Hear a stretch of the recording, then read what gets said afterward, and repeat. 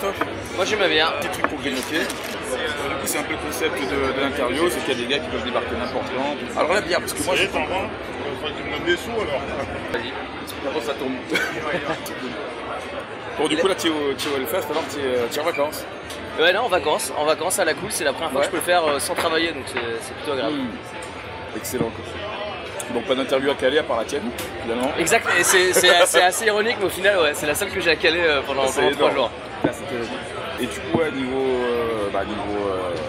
news, prestige, qu'est-ce que... Eh ben, niveau news, nous on est revenu de tournée, là on a fait l'Europe, on a fait la France, on a fait aussi le Mexique, on a fait Cuba encore une fois. Ouais, vous êtes retourné à Cuba? On est retourné à Cuba pour la 2e fois et puis voilà, là maintenant on commence à travailler sur le nouvel album, on s'est pas donné vraiment de limite sur au moment où on sait juste que le studio c'est au mois de mars prochain, donc l'album l'année prochaine, milieu d'année prochaine, et puis voilà, on compose et puis on verra, là on a déjà 2-3 morceaux qui tournent bien et puis tout doucement on va rajouter des titres pendant l'été. Ouais, on prend le temps, on veut pas se presser, on a d'autres tafs, c'est pas notre... Voilà, on fait ça vraiment pour notre plaisir et on joue ce qui nous fait plaisir de jouer. On se dit pas on va rester dans le même son tout le temps, donc on va évoluer et donc ça évolue. Au fur et à mesure. Bah, d'autant que sur le dernier, moi j'avais adoré la prod parce que j'ai fait bosser le gars qui avait bossé sur The Last Day, c'est ça? Sur Amaury Sauvé, c'est celui qui a bossé sur Birds in Row, qui a bossé sur Committee. Ouais. Et notamment au mastering, on avait quand même le mec qui a fait les plus gros groupes pour nous, Nirvana, qui a pu bosser aussi avec il y avait qui? Il y avait Ceremony, il y avait Home, il y avait tous ces groupes qui ont un son un petit peu grunge, un petit peu sale.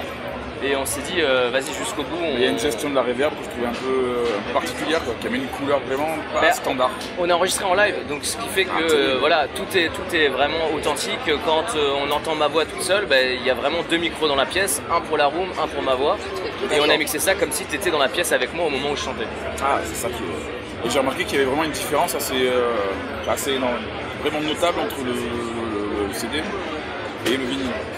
Ça c'est un choix qu'on a pour nous, c'est des supports différents, c'est pas la même manière d'écouter. Tu vas pas écouter un vinyle quand t'es dans ta caisse. Ouais, bah oui. Donc j'ai essayé, ça marche pas. Ça marche pas. Ou alors faut vraiment que l'asphalte soit bien fait quoi. C'est ça, ouais. Mais non, pour nous c'est vraiment des médias différents et des approches différentes. C'est pour ça que toutes les pochettes, que ce soit sur tape, sur CD ou sur vinyle, les 3 pochettes sont différentes. Les 3, il y a une envie de montrer une différence et une adaptation à chaque fois au support. Et nous on est un amateur de CD, on a grandi avec les CD, on s'échangeait des CD, on se gravait des CD, on a grandi avec les cassettes, on a grandi avec les vinyles de nos parents et du coup on connaît les 3 médias et pour nous c'est associé à des souvenirs qu'on essaie de partager aussi. Ouais, en fait c'est que... Il y a des cassettes de prévues? Les cassettes sont déjà sorties, on a fait une édition limitée de 50 exemplaires avec un label suisse qui s'appelle Ashes Cult. Et en fait, la particularité, c'est que tous les bénéfices sont reversés à une association qui aide à la reconstruction du Népal après le tremblement de terre qu'il y avait eu il y a 2 ans. Et donc voilà, on sait que les 50 exemplaires ont été vendus et tout l'argent a été reversé à cette association. Et a priori, je remarque qu'il y a pas mal de trucs justement un peu différents. Partir à Cuba, à Cuba aussi, il y avait un but, je ne vais pas dire humanitaire, c'est pas. Non, on peut pas dire ça. C'est pas non plus, voilà. Mais il y avait un but, tu vas leur expliquer ce que c'était que. Pour nous, la musique, c'est vrai, c'est des notes, c'est une ambiance, etc. Mais c'est aussi des émotions, c'est aussi une histoire, c'est quelque chose qu'on partage avec un public. Et c'est pas seulement le moment où on est sur scène, c'est aussi tout ce qui va autour.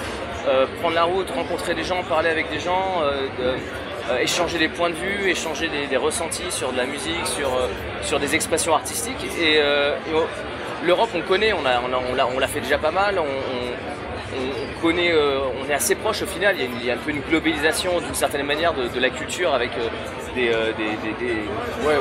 pôles qui se ressemblent un petit peu partout dans le monde. Mais voilà, quand tu vas dans certains pays, tu retrouves encore des zones où il y a une sorte de quelque chose, on va pas dire naïf, mais d'un petit peu nouveau, quelque chose de très frais. Et ça, on le cherche parce que c'est vraiment quelque chose qui nous intéresse, d'aller à la rencontre de cultures qu'on ne connaît pas. Et la musique, c'est ça qui est génial, c'est que tu crées des ponts avec des gens que tu ne connais pas et dans des pays que tu ne connais pas. Et du coup, c'est comment Cuba?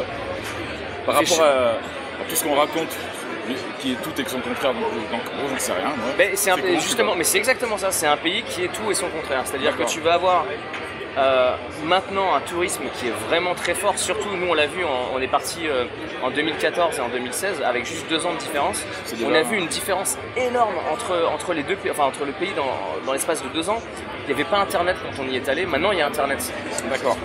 Il y avait très peu de touristes étrangers autres que. Enfin, il y a beaucoup d'Européens qui viennent, il y a beaucoup de Français, ça il y a toujours eu, mais maintenant il y a des Américains qui commencent à venir. Il y a des Canadiens qui étaient là depuis longtemps, ils commencent à faire venir des Américains aussi, et pour nous c'était quelque chose d'assez choquant de voir un petit peu cette sorte de démocratisation du mythe cubain, voilà. Et pour eux, c'est aussi voilà, c'est à double tranchant, c'est-à-dire qu'il y a des gens qui continuent à crever la faim là-bas, même si c'est un pays communiste, même s'il y a beaucoup d'aide pour les personnes pauvres, la sécurité sociale fonctionne très très bien là-bas, mais ça reste quand même un pays, ça reste une dictature d'une certaine manière. Les médias sont contrôlés, les arts sont contrôlés. Puis quand on joue sur scène, il y avait des policiers qui étaient dans l'assemblée.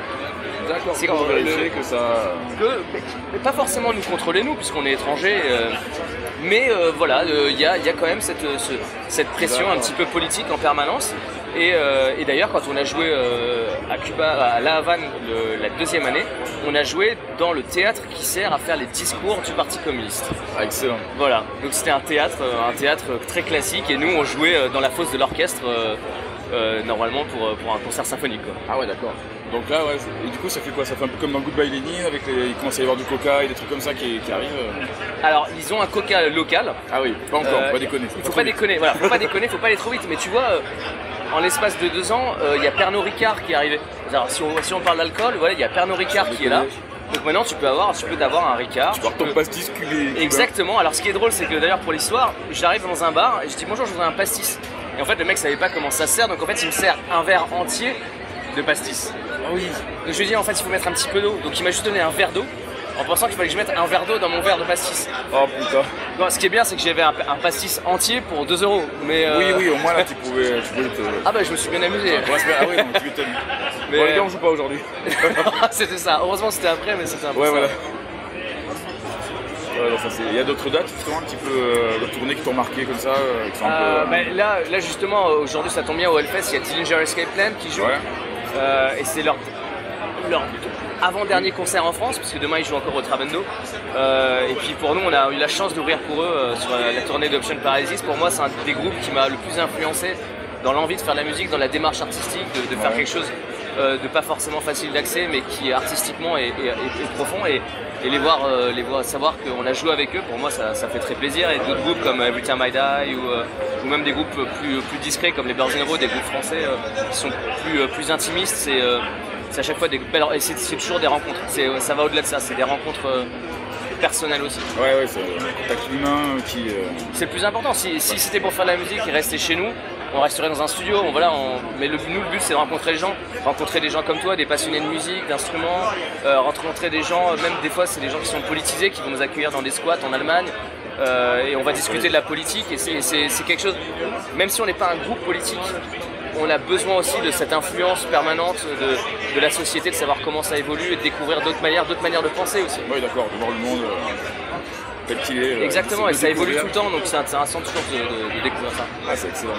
Et tu parlais tout à l'heure, tu parlais de ton boulot pour dire que tu étais en vacances, donc justement on va parler un petit peu de ton boulot qui est pas non plus sans rapport forcément avec la musique. Moi j'ai 2 boulots, j'ai le graphisme d'un côté où je vais m'occuper des designs de groupe. Donc tu restes sur le côté artistique et voilà, ça je continue à faire ça, voilà, des pochettes. Récemment il y a les Blood Chance Rodeo, j'ai travaillé avec eux, il y a Deep in Hate. J'ai travaillé justement avec Dillinger, j'ai eu la chance de faire un poster pour eux, pour moi c'était la consécration. Et Deep in Hate donc avant ou après le schisme? Au moment du schisme, on va dire. Exactement à l'instant, c'est-à-dire que j'ai envoyé le visuel et un mois après c'était le drame. C'était le post public Facebook et ah tiens qu'est-ce qui se passe? Exactement. Donc, voilà, okay. Donc un peu déçu, je sais pas, j'espère que quand même ça va sortir en édition totale avec le livret en entier parce que j'ai vachement travaillé dessus, donc ça me fait plaisir que ça sorte. Mais bon, on verra. Et puis à côté de ça, sinon je suis traducteur pour WeFM, pour l'émission Bring the Noise, où Voilà, je suis pas officiellement à l'antenne, mais je squatte l'antenne tous les dimanches voilà, ouais, avec Aurélie et avec Tim, et on couvre notamment les festivals. On était au Download, là on est au Hellfest, et puis on s'amuse, on rencontre des groupes qu'on aime et on se fait kiffer quoi. Cool. Alors du coup tu parles anglais couramment, tout ça. Ouais, on va dire ça. Ouais. On va dire que j'ai appris l'anglais de manière proche. Voilà. Bon, ça va, c'est bien. Ouais, du coup voilà, clairement tu as la musique qui est partout autour de toi tout le temps. Tout le temps, c'est une passion, c'est un choix. J'aurais pu dire il y a 10 ans, j'aurais pu me dire j'arrête la musique, je vais me concentrer dans un taf, je vais me trouver un boulot, voilà, graphiste en agence, voilà, ou dans une. Et puis quand je leur ai dit, bah écoutez les gars, faut que je parte en tournée. Je parte enregistrer un album pendant 3 semaines. Ils m'ont dit non, j'ai dit bah, allez vous faire foutre. Et puis j'ai fait ça tout seul. Et je garde toujours, même si je continue à bosser avec des grosses boîtes, je garde toujours le petit plaisir de faire essayer de faire un album tous les trimestres. Ouais. Une pochette d'album pour des potes, pour des artistes que j'aime bien.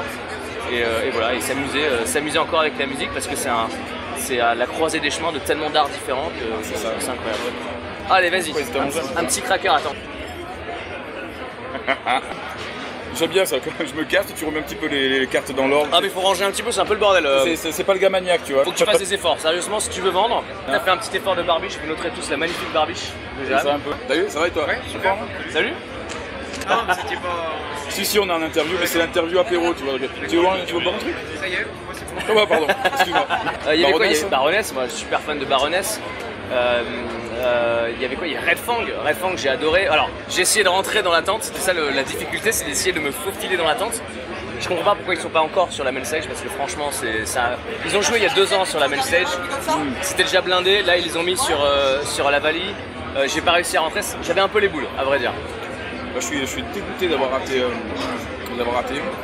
Il paraît que c'était monstrueux. Ah c'était énorme.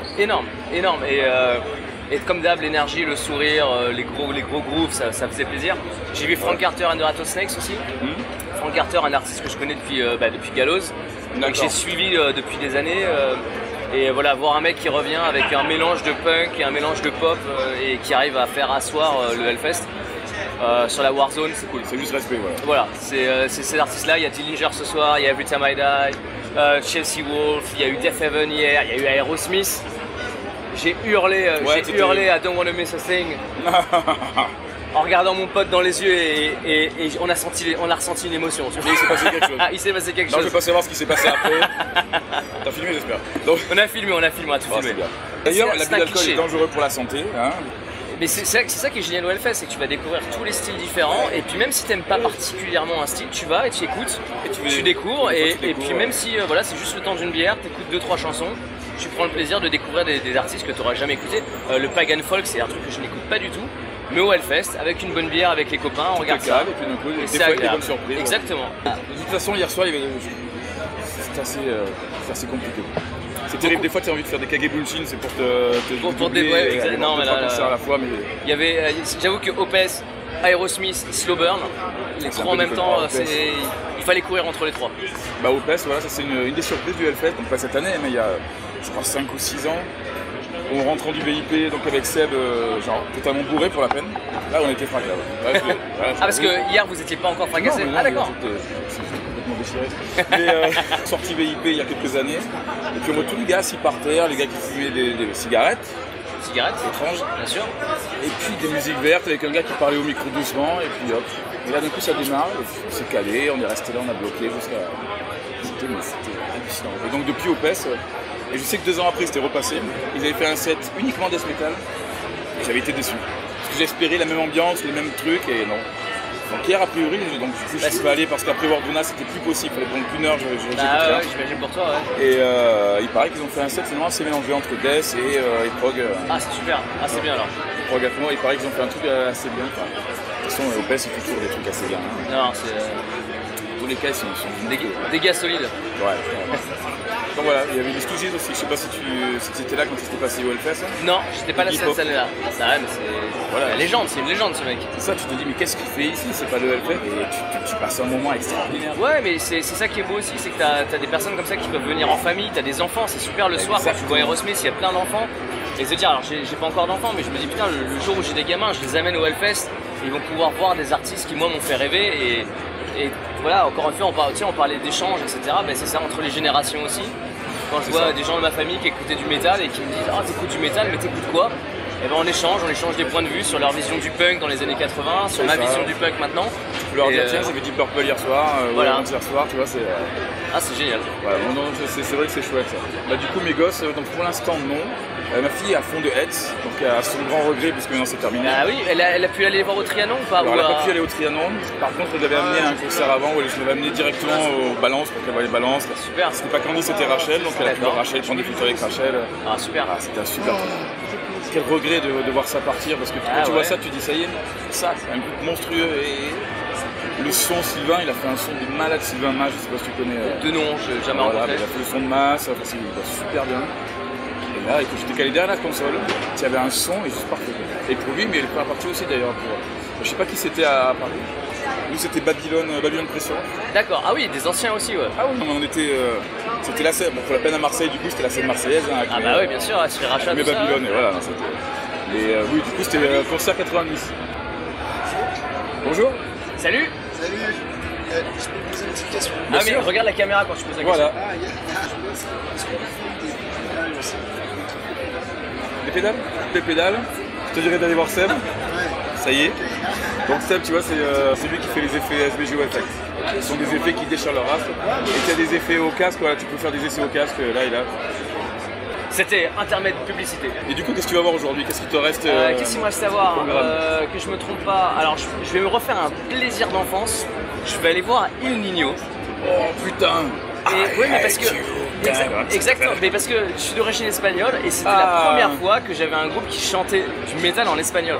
C'est ça, c'est que moi j'avais la version US et dans les bonus il y avait les versions Il y avait les chansons espagnoles. Et en fait, Exactement. j'ai découvert ça et ça me faisait plaisir de chanter en espagnol du métal.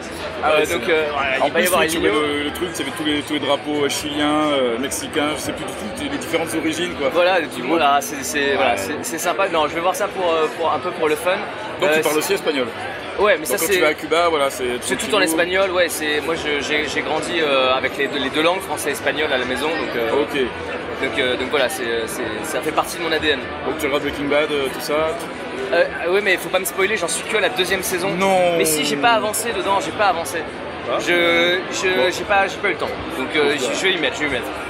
Sinon il y a quoi? Ouais, non, Il Niño pour le fun. Sinon il y a quoi? Il y a pareil pour le fun, A Day to Remember. Ouais. Un peu de hardcore punk, ça va être marrant. Dans Day to Remember, je les ai connus, genre je crois que c'est la compile, tu sais, rock, punk, ghost pop. Oui, exact. Ouais, ces compiles-là, Ils faisaient et- des reprises, ouais, ils faisaient des Le reprises. nombre de groupes que j'ai découvert avec cette compile là, Bah tu sais, ouais, c'est une bien bonne sûr. excuse pour écouter des morceaux à la con en se disant non mais c'est bon, c'est pas du Justin Bieber, c'est du métal. Et, ça. et ça marche trop bien parce que du coup je connais vraiment les morceaux tout par cœur des fois. Tu connais du Rihanna, tu sais pas pourquoi. Ben voilà. Et puis tu découvres les groupes et tu découvres ce qu'ils font à côté de ça, mais c'est bien aussi. Ah ouais, non mais voilà, Excellent, ça. pareil, Day to Remember pour un peu faire la fête avec les potes. Sinon il y C'est aura bien. quoi? Je vais plus aller aussi sur la Temple parce que sur la vallée, il va y avoir UFO Mammoth. Ouais. Un groupe qui joue très très fort, vraiment très fort, on est autour de 125 décibels. La carte il est reste pleine, une minute. il reste une minute. Voilà. Et ben je vais juste dire pendant une minute que SP Oui, non, Custom c'est les meilleurs micros du monde, que tout le monde me les envie, que c'est voilà. Je t'aime Jérémy, merci. Qu'est-ce que tu veux que je dise d'autre? Ah bah, Je vais, là c'est là où tu dis ah mais attends j'ai un nouveau modèle qu'il faut que tu essaies, je te l'offre gratuitement, tout ça. je vais aller me tripoter un petit peu d'abord et puis après on en parle. Ça va. Bon bah du coup à vous cognac j'ai. À l'ancienne. Allez ciao. Ciao.